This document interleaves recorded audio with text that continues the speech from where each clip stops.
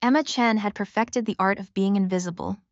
In the 3 years she'd worked at Valentino's, the upscale Italian restaurant in downtown Chicago, she'd learned that quiet efficiency was her greatest asset. She took orders with a soft smile, delivered plates without fanfare, and collected her modest tips with genuine gratitude. The other servers called her the Mouse, not unkindly, but not exactly as a compliment either. At 26, Emma had long ago accepted that she wasn't built for the spotlight. Her hands trembled when she had to speak to large groups. Her voice, naturally soft, often got lost in the clatter of the busy restaurant. But her hands had a different story to tell. They moved with a grace and precision that most people never noticed, speaking a language that even fewer understood. It was a Tuesday evening in late September when everything changed. The restaurant hummed with its usual energy. The clink of wine glasses, the murmur of conversation, the occasional burst of laughter from the bar. Emma was assigned to Section 3, the quieter corner near the back, which suited her perfectly. She'd just delivered a bottle of Chianti to table 12 when Marco, the floor manager, appeared at her elbow, his face unusually pale. "Emma," he whispered urgently, "I need you to take the private dining room tonight." Her stomach dropped. The private dining room was reserved for VIPs, high rollers, and people who valued discretion above all else. "Marco, I can't. Get Sophia or Michael, they're better with—" "It's the Castellanos," Marco interrupted, and the name hung in the air like a loaded gun. Everyone in Chicago knew the Castellano name, even if they pretended not to. Vincent Castellano ran half the city's construction contracts, owned a dozen legitimate businesses, and had connections that ran deeper than the Chicago River. The rumors about his other activities were just that, rumors, but they were spoken in hushed tones and knowing glances. Before we continue with Emma's story and discover what happens when she meets the infamous Castellano family, please take a moment to like this video and subscribe to our channel. Your support helps us bring you more stories like this one. Now, let's get back to Emma's life-changing evening. "Marco, please," Emma's voice cracked. "I'm not ready for something like this. What if I mess up? What if—" "Emma," Marco's hand landed gently on her shoulder. "Mr. Castellano specifically requested a server who could accommodate his sister. She's deaf." His assistant called ahead and asked if we had anyone on staff who knew sign language. The world seemed to tilt slightly. Emma stared at Marco, her mind racing. "You told them about me?" "Your employee file mentioned it. I figured, I mean, you do know sign language, right? That wasn't a mistake?" Emma nodded slowly. She'd learned ASL in high school when she'd volunteered at a community center. Her best friend's little brother had been deaf, and she'd fallen in love with the language, the way it could convey not just words, but emotion, nuance, poetry. She'd kept up with it over the years, taking online classes, attending deaf community events when her anxiety allowed. It was the one thing that made her feel less invisible, less small. "Yes," she said quietly. "I know sign language." "Then you're the only one who can do this. Please, Emma, I'll owe you one." 20 minutes later, Emma stood outside the private dining room, her heart hammering so hard she was sure the entire restaurant could hear it.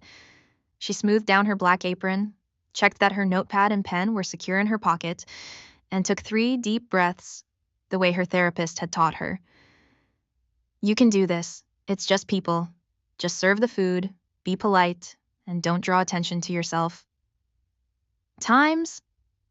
She knocked twice and pushed open the heavy door.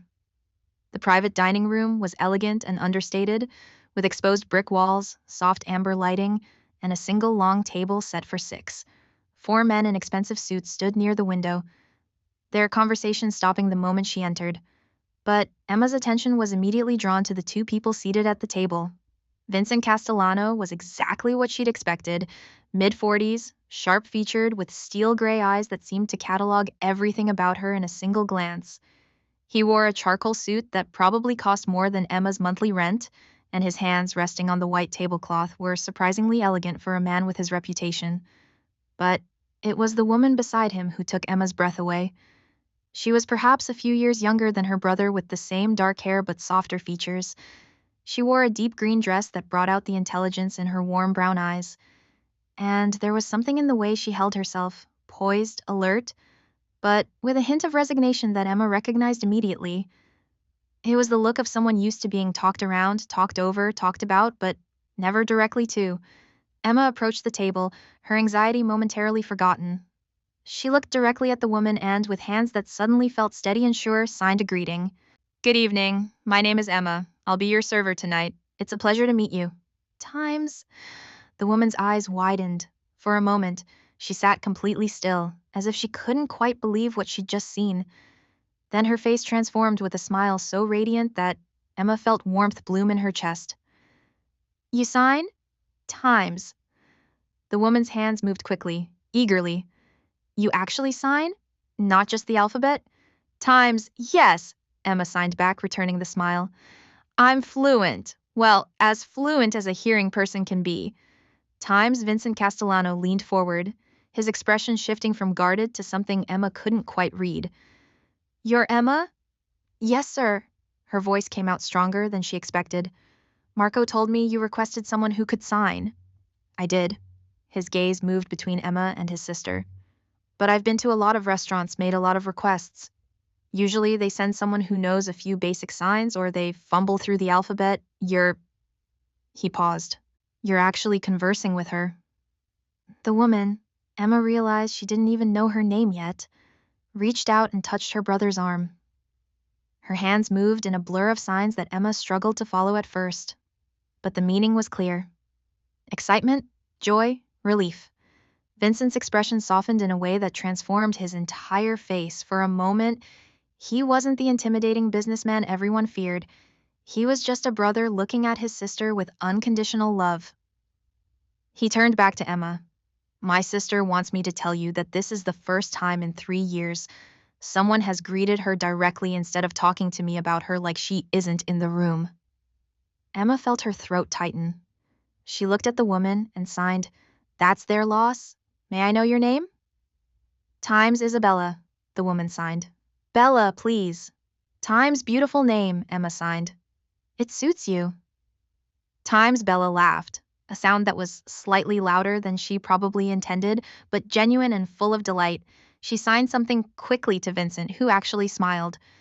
She says you're hired as her personal translator for life, he said. Then he gestured to the chairs. But first, could you tell us about tonight's specials? And please direct everything to my sister. I'll just be eating whatever she orders anyway. What followed was unlike any service Emma had ever provided. She pulled out her notepad and began describing the evening's offerings, but instead of speaking to the table at large, she looked directly at Bella and signed each description. The osso buco with saffron risotto, the branzino with lemon and capers, the handmade pappardelle with wild boar ragu. Bella asked questions about preparation methods, ingredients, whether the chef could accommodate dietary restrictions. Emma had to excuse herself twice to check with the kitchen, but each time she returned, she saw Bella's smile grow wider. The 4 men who'd been standing by the window had taken their seats, and Emma realized they were watching the interaction with barely concealed amazement. One of them, a younger man with kind eyes, leaned over to Vincent. Boss, I've never seen her this animated. Vincent didn't take his eyes off his sister. Neither have I, Marco. Neither have I. As Emma took their orders, Bella chose the branzino, Vincent opted for the osso buco, and the others selected various dishes. She felt something shift inside her. The anxiety that usually wrapped around her lungs like a vice had loosened. Her hands moved with confidence. For the first time in years, she didn't feel invisible. When she returned to the kitchen to submit the orders, the other servers crowded around her. What's happening in there? Sophia demanded. You've been in there for 20 minutes. Are they angry? Michael asked. Did you mess something up? Emma shook her head, unable to stop smiling. No, I'm just taking their order. For 20 minutes? But Emma couldn't explain it. How could she tell them that for the first time in her life, her quietness, her inability to shine in normal conversation had become exactly what someone needed? That her hands, which trembled when she had to speak in front of groups, had become a bridge between 2 worlds? Throughout the evening, Emma moved between the kitchen and the private dining room, serving courses, refilling wine glasses, and maintaining a conversation with Bella that flowed as naturally as breathing. She learned that Bella had been deaf since birth, that she'd attended Gallaudet University in Washington, D.C., that she had a degree in art history but struggled to find work because so few people made the effort to communicate with her. People see the deafness first, Bella signed during a quiet moment while the men discussed business. They see the disability before they see me. Times I understand, Emma signed back. People see my shyness as weakness. They think quiet means nothing to say. Times Bella reached across the table and squeezed Emma's hand. But you have so much to say. Your hands tell stories. Times Vincent watched this exchange with an intensity that made Emma nervous. When she brought out the dessert course, a selection of tiramisu, panna cotta, and cannoli, he spoke quietly. Emma, may I ask you something personal? Of course, sir. Why do you work as a server, someone with your skills, your education? You learned ASL in formal classes, I can tell. You could be doing so much more. Emma felt heat rise to her cheeks. I like serving. It's honest work. That's not an answer. She met his eyes and saw not judgment, but genuine curiosity. I'm not good with people, Mr. Castellano. I get anxious, nervous. I stumble over words. But this, she gestured to the table, to Bella. This is different. Sign language doesn't require me to be loud or assertive. It lets me be myself. Bella had been watching their exchange, reading Emma's lips. She signed something to Vincent, who nodded slowly. My sister says you're braver than you think. She says anyone who can face a room full of strangers like us, anyone who can make her feel seen and heard, has more courage than most people she's met. Emma didn't know what to say to that. She simply signed to Bella. Thank you. That means more than you know. Times as the evening drew to a close, Vincent called for the check. Emma brought it over, her heart sinking slightly because she knew this magical evening was ending. Tomorrow, she'd be back to her corner tables, invisible again. But Vincent had other ideas. Emma, he said as he signed the receipt and added a tip that made her eyes widen, would you be interested in a different kind of work? She blinked. Sir? My sister needs someone. A companion, an interpreter, someone who can help her navigate the world that refuses to accommodate her. She's brilliant, educated, talented, but she's trapped because I can't always be there to help, and most interpreters we've hired treat it like a job, not a relationship. Bella was signing frantically at her brother, her face lit up with hope. I'm not asking you to quit tomorrow, Vincent continued, but I'd like to offer you a position, better pay than you're making here, flexible hours, and the opportunity to actually use your skills. My sister wants to open an art gallery. She needs someone who can help make that dream a reality. Emma looked at Bella, whose hands moved in a simple question. Please? Times I need to think about it, Emma managed. This is all so sudden. Of course. Vincent pulled out a business card. Take your time. But, Emma, don't let fear make your decisions for you. I've built an empire by recognizing potential when I see it. And you have more potential than you realize. After they left, Emma stood in the empty private dining room, the business card heavy in her pocket. Her hands were shaking again, but this time it wasn't from anxiety, it was from possibility. Marco found her there 10 minutes later. How'd it go? They didn't seem angry when they left. Emma turned to him with tears in her eyes. Marco, I think my life just changed. What do you mean? But she couldn't explain. Not yet, because she was still processing what had happened, still marveling at how a single evening had cracked open the small, safe world she'd built for herself. She went home that night to her studio apartment, made a cup of tea, and sat by the window, looking out at the Chicago skyline. The business card sat on her table, embossed with elegant lettering, Vincent Castellano, Castellano Enterprises. Emma had spent years making herself small, convincing herself that invisibility was safety. But tonight, Bella had seen her, really seen her, and in being seen, Emma had glimpsed a version of herself she thought was impossible, confident, capable, valued. She picked up her phone and called her mother, something she only did when major life decisions loomed. Emma? It's almost midnight, honey. Is everything okay? Mom, I think I might quit my job. There was a pause. The restaurant? But you love that job. It's safe, predictable. Exactly, Emma interrupted. It's safe. But I met someone tonight who reminded me that safety isn't the same as living. Who did you meet? Emma smiled. A woman who's been invisible for different reasons than me, and a man who sees potential where everyone else sees obstacles. Emma, you're not making sense. I know, but I think I'm going to take a chance, Mom. For the first time in my life, I'm going to choose possibility over safety. After hanging up, Emma sat down at her laptop and began researching Isabella Castellano. What she found surprised her. Bella wasn't just Vincent's deaf sister. She was a published art critic, a talented painter in her own right, and an advocate for deaf rights. But all her work had been done remotely, through written articles and online galleries. She'd never had the opportunity to step into the public eye because the public eye wasn't built for people like her. Emma spent hours reading Bella's essays, looking at her paintings, abstract works that seemed to visualize sound through color and motion. There was brilliance here, locked away because the world couldn't be bothered to learn a different language. By 3 in the morning, Emma had made her decision. She would call Vincent tomorrow, she would say yes, and she would step out of the shadows, even if it terrified her. Because Bella deserved someone who wouldn't just interpret her words, but understand her world. And Emma, quiet, anxious, invisible Emma, was exactly the person for the job. 3 weeks later, Emma walked into the empty storefront in Chicago's River North neighborhood. It was a beautiful space, high ceilings, exposed brick, perfect natural light streaming through tall windows. Bella stood in the center, turning slowly, her hands moving as she described her vision. A gallery that celebrates deaf artists, she signed. A space where people can experience art the way we do, visually, viscerally, without sound to distract or define. Times Emma had given her notice at Valentino's the day after that fateful dinner. Marco had been disappointed, but not surprised. Some people are meant for bigger things, Fi, he'd said. You were always too talented to just be a server. Vincent had been true to his word.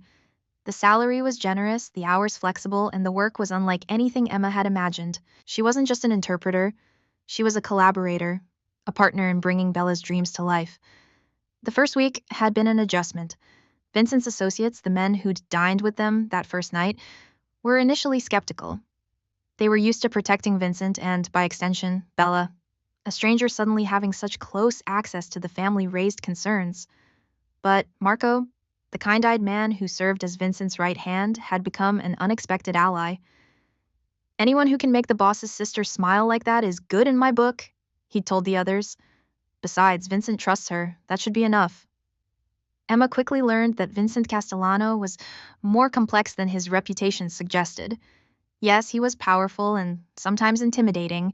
Yes, there were aspects of his business she suspected she was better off not knowing about.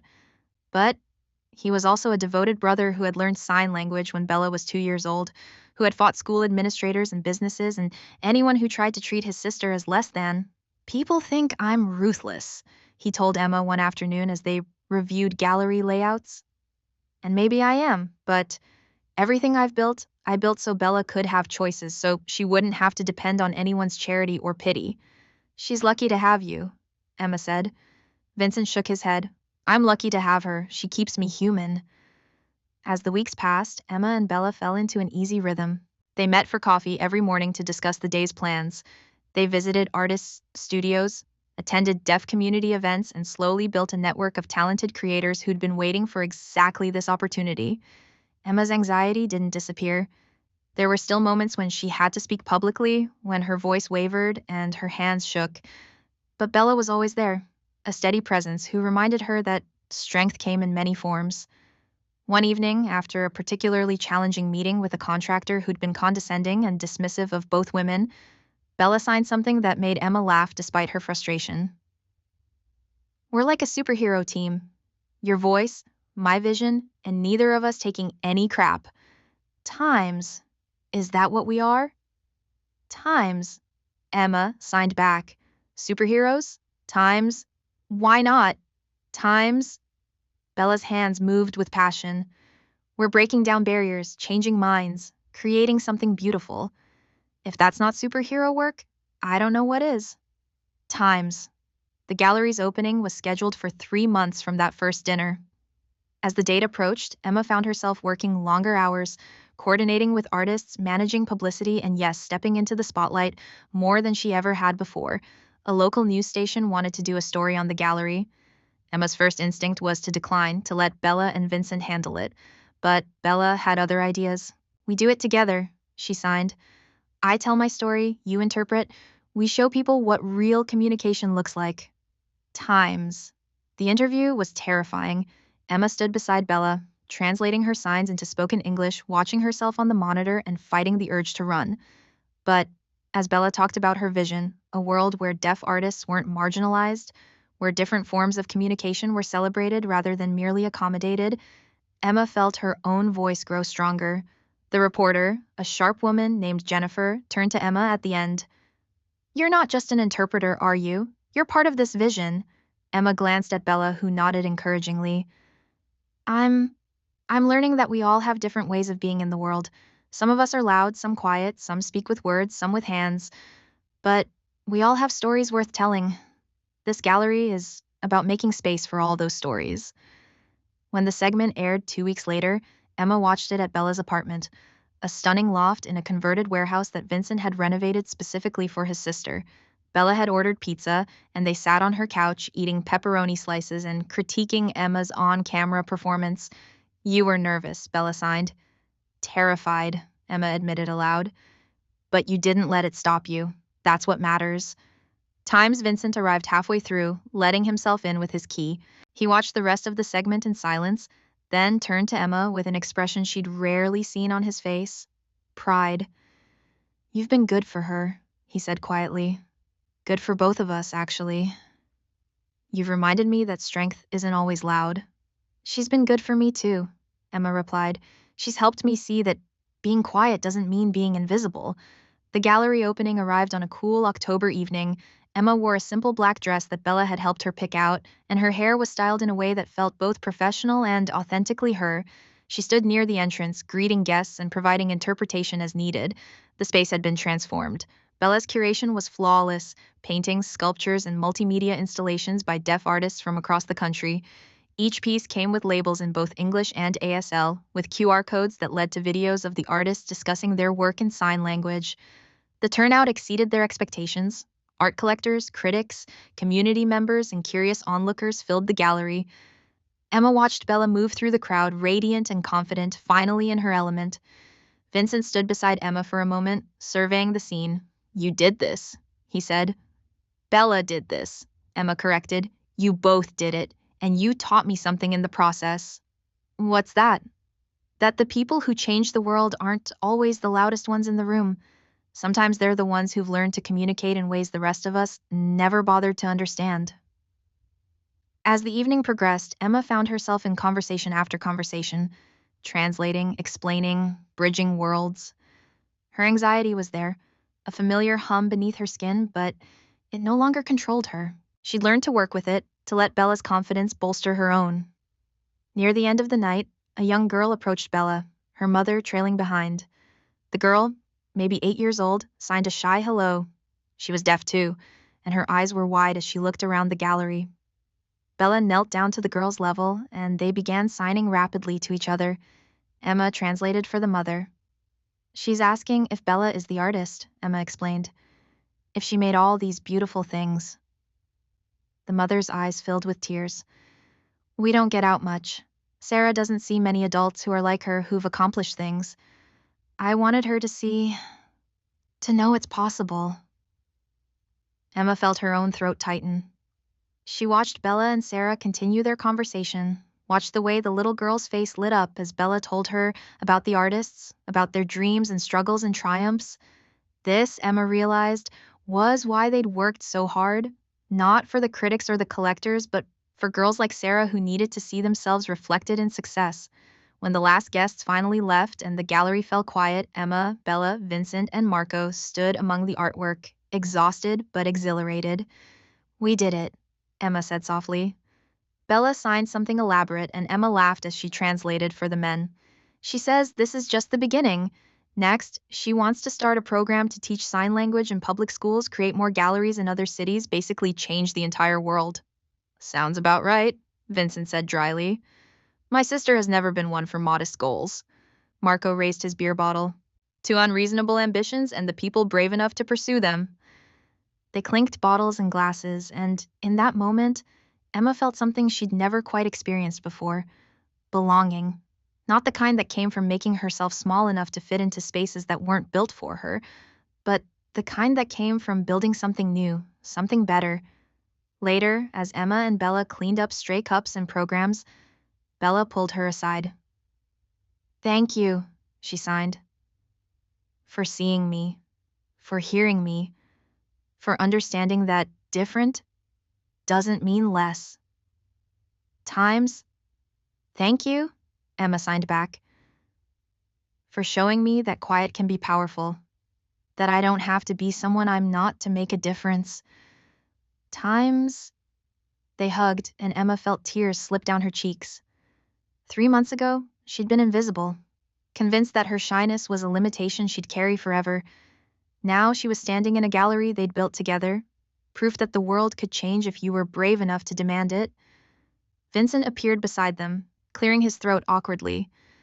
"I don't usually do this," he said, "but I wanted to give you both something." He handed Bella a small box. Inside was a key. "What's this?" Times, Bella signed, confused. "The gallery. It's yours. Well, yours and Emma's. I'm signing over ownership to both of you. You built this. You should own it." Emma stared at him.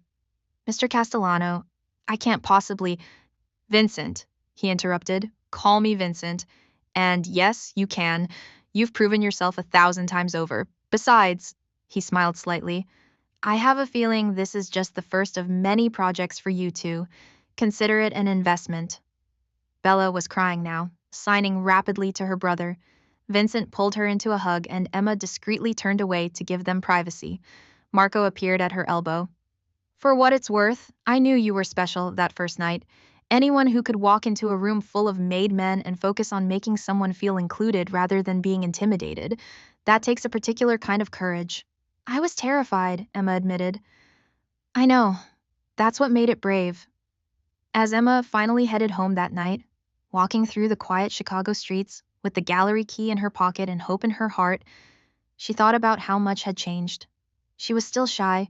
She still got anxious. She still preferred small conversations to large crowds. But she'd learned that these things didn't define her limitations. They were simply part of who she was, and who she was had turned out to be exactly who someone needed. Emma pulled out her phone and took a photo of the gallery's exterior, the sign illuminated against the night sky. Bella's gallery, where every voice is heard. Times she posted it to social media with a simple caption: "Sometimes the most important conversations happen in silence." Within minutes, comments and likes began pouring in, people sharing stories of their own struggles to be heard, their own journeys from invisible to seen. Emma smiled and put her phone away.